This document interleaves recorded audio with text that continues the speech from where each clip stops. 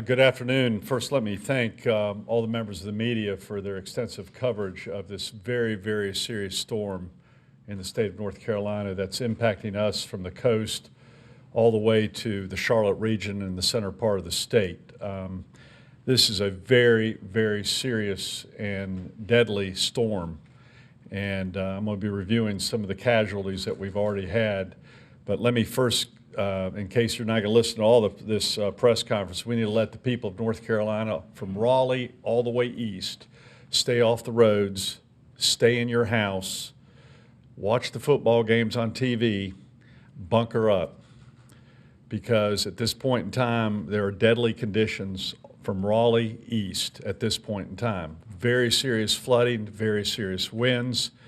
And as a result of that, we've already had loss of life, and we don't want any more loss of life in North Carolina due to this very, very serious storm, because conditions are going to get worse from Raleigh east. In the central part of the state, we have not reached the peak yet. It'll probably start slowing down around midnight in the central part of the state, from Fayetteville to Raleigh, across the Piedmont. And even the Greensboro area got hit with some of this hard rain, 2 or 3 inches more than anticipated. I want to warn the people on the coastal areas. I've been talking to a lot of mayors and county commissioners throughout the day that I believe that some of the people there, not the leaders, they clearly understand it, but some of the people go, well, it's not that bad at this point in time. What we need to clearly explain that this storm went inland. And as it curved around Wilmington, much of the scattered storm went to west, to North Carolina. And as a result of that, there's a lot more rain, scattered rain, but very intense rain that is doing some major flooding. That storm is going to move back east, back to the coast between now and midnight, and the coastal areas will get very high winds and a lot of rain and precipitation in the coastal areas, going by the Outer Banks, going by Morehead City, and again hitting almost every beach area of North Carolina. So I think they assume it just went straight to them, but it's actually curved to the left, and then it's coming back down again during the dead of night, where they won't be able to see the very dangerous conditions on the coastal areas. And so everywhere between Raleigh and those coastal areas throughout the night could be extremely dangerous conditions. Just here in Raleigh, for example, coming from the executive residence to the operations center, there are a lot of downed trees. Wade Avenue is blocked right now in Raleigh, and there's a lot of other roads being blocked at this point in time. There are already a lot of power outages, which I think that we have over 200,000 people with power outages right now in North Carolina, and it's probably going to get a lot worse. My own house in Charlotte, my wife just called and said our power is out at our house. And but so from Charlotte east, we're seeing some major power outages. So Duke Energy and co-ops are going to be working very, very hard. But again, as we warned earlier, this is a deadly storm. And so far in North Carolina, I'm sad to report that we have had 3 fatalities from this hurricane up to this point in time. We lost a person in Sampson County due to hydroplaning, very, very treacherous road conditions. We lost 2 people in Bladen County with a submerged vehicle. And I need to wake everyone up here. If you're driving from Raleigh east right now, there are already conditions even here in Raleigh, just a few blocks from this emergency operations center, which the roads are closed at this point in time. So we do not want you to be driving. And we have already lost 2 lives tragically lost in Bladen County due to a submerged vehicle.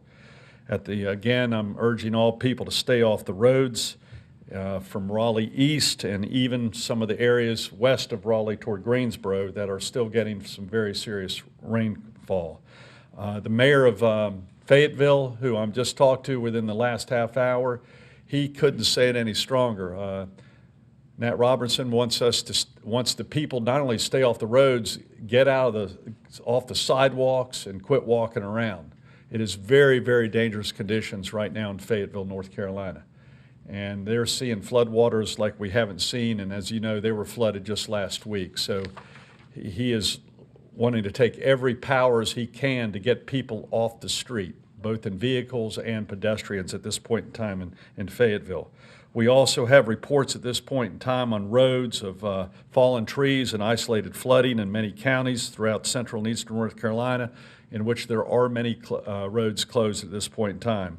We have reports of high water on I-95 near mile marker 70, and I know earlier today there were concerns about a dam breaking near I-95 outside of Fayetteville. So we're keeping track of that at point in time. We're working very hard to get debris off the road as quick as possible, but more than anything, we'd like to keep the people and the cars off the road. We expect more roads to close within the next 24 hours due to this debris. Owen Hill Road in Bladen County is closed in both directions due to a dam rupture. Hoke County reports that 2 dams are near failure, and some homes are being evacuated at this point in time. So if you're in Hoke County, please listen to your broadcast and stay in touch. Those are very, very serious issues. Again, we have 200,000 homes without power at this point in time in 65 counties. We have 59 shelters that are open in 23 counties already with almost 1,000 people. We anticipate that number to increase tonight, and we want to do everything we can to help them. The utility companies, both the co-ops and Duke and other companies, again, have about 5,700 line workers, tree crews, damage assessors, and support people who are many stationed right out of Raleigh, who are being dispersed, including right here in Raleigh, which was unexpected because my house in Raleigh power just went off within the last 30 minutes. So I'm having good luck there at both Charlotte and Raleigh. The wind forecast, we'll see 50 to 65 mile an hour per winds with gusts up to 75 to 85 miles an hour through Sunday evening across southeastern North Carolina. You're going to see a lot of trees come down, and I've already seen several on the way here tonight. Our rain totals have increased from this morning. The heaviest rainfall is expected from 2 to 5 p.m. today, especially in the central part of the state. Eastern North Carolina will have 10 to 15 inches. Central North Carolina will have 5 to 10 inches, and Western North Carolina could see 3 to 7 inches. Again, we are expecting extreme rainfall leading to life-threatening flooding across eastern North Carolina during the next 24 hours and maybe even longer as we see some rivers crest during the oncoming days, which we'll review in a few minutes. And I want to put this in perspective. We have some models right now in some rivers that could be cresting Monday and Tuesday right now, and we want to warn those people of the potential cresting of these rivers. 507 buildings, according to our model, are at risk right now in Burgaw. 158 buildings in Chicopin. 110 buildings in Greenville, I think near the airport area. 59 buildings in Kinston, and 9 buildings in Tarboro. Those are just examples of some structures that could be flooded within the next 48 hours based upon the rivers rising in each of those areas. We're also concerned right now in Lumberton, there is some danger of a levee breaking. And the officials there are looking at that very closely, and there is a potential evacuation of hundreds of people in which hundreds of buildings could be, or structures could be impacted on the other side of that levee. So Lumberton, we're also very concerned about at this point in time. Along the coast, again, the storm is going to be coming back to visit you in the next several hours and will be with you throughout the night. We are expecting significant beach erosion along our coast, 5 to 7 feet in areas south of Cape Fear, 2 to 4 feet from Cape Fear to Duck, including portions of the Pamlico and Albemarle Sounds. These storm surges could lead to flooding of coastal roads and damage to a lot of structures. The storm surge will be highest with high tide Friday night and early Saturday afternoon. So we're fairly fortunate here. I think the tide's going to be going out later on, and that should be very beneficial to us. Over the next 48 hours, there is now an increased threat of tornadoes also across eastern North Carolina. There have been several threats up to this point in time. I don't think anyone's been designated, but we are worried about potential tornadoes, especially in the east. We've already talked about the downed trees and the flooding and the dams. I talked to Commissioner Troxler.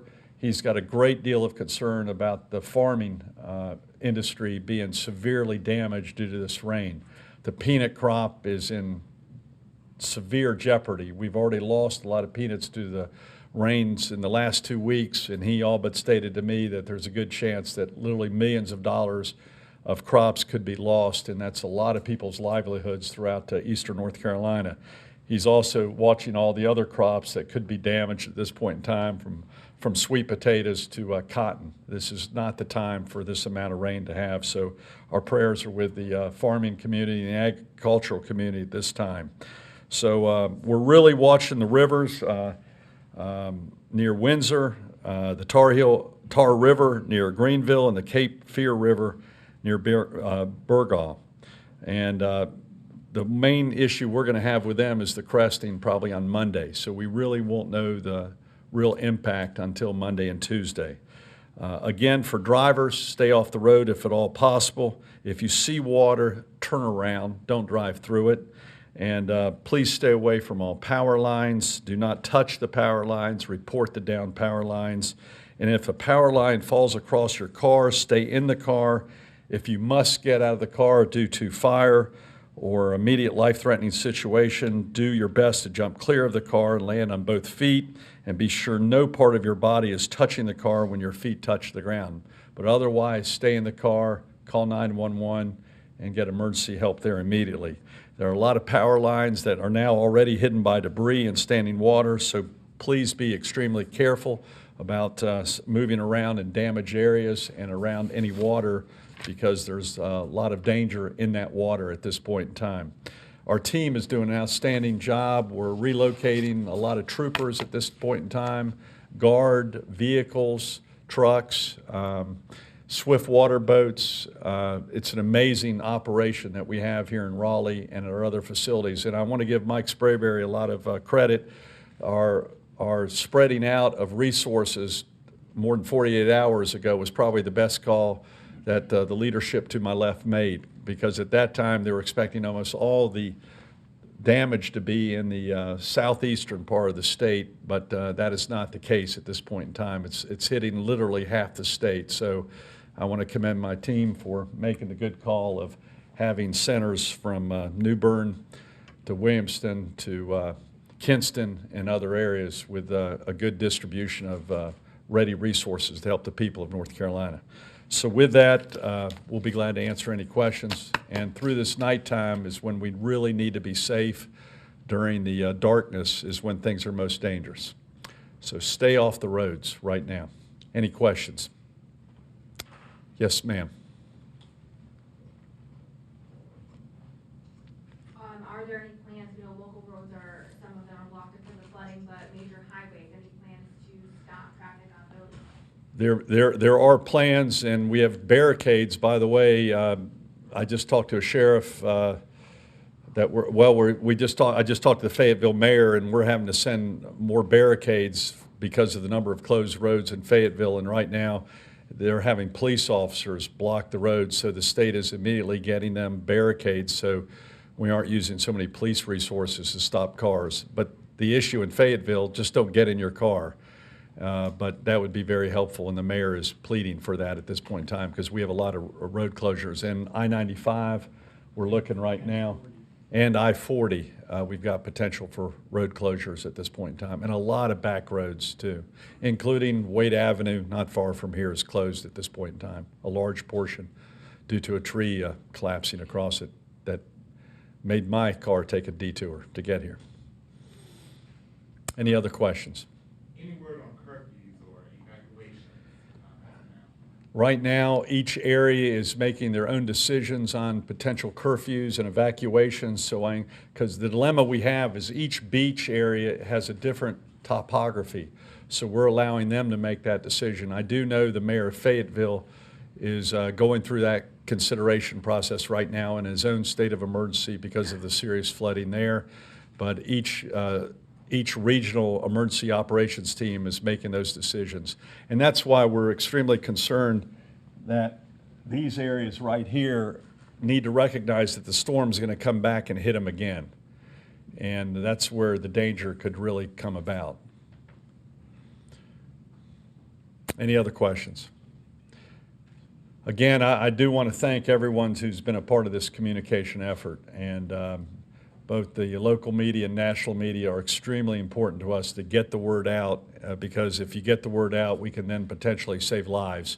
And that's our major goal, is we don't want to see any more loss of life in North Carolina or anywhere else in our country regarding these storms, and we want to do everything we can to also make sure that we don't put our first responders in jeopardy in trying to help someone who should have been home at this point in time. Water is extremely dangerous, wind is extremely dangerous, electricity is extremely dangerous, and those are our major concerns at this point in time. So be patient, be safe. If your power's on, watch the football games from home. If your power's not on, be patient, get to know your family members, play checkers and cards, and be safe, and don't step outside at this point in time. And then after the storm leaves, be very careful about resuming as though everything's normal, because again, most of the deaths that we've seen during major storms have occurred after the storm's already left. And that's my major concern right now along coastal areas. They may think the storm's out or done, and our lights are flickering here as we end this press conference. So again, I'd like to thank the Guard, our DOT, our Highway Patrol, our public safety personnel, and especially the management personnel who have not gotten a lot of sleep during the past 48 hours. Thank you, and God bless each one of you. We'll see you tomorrow morning.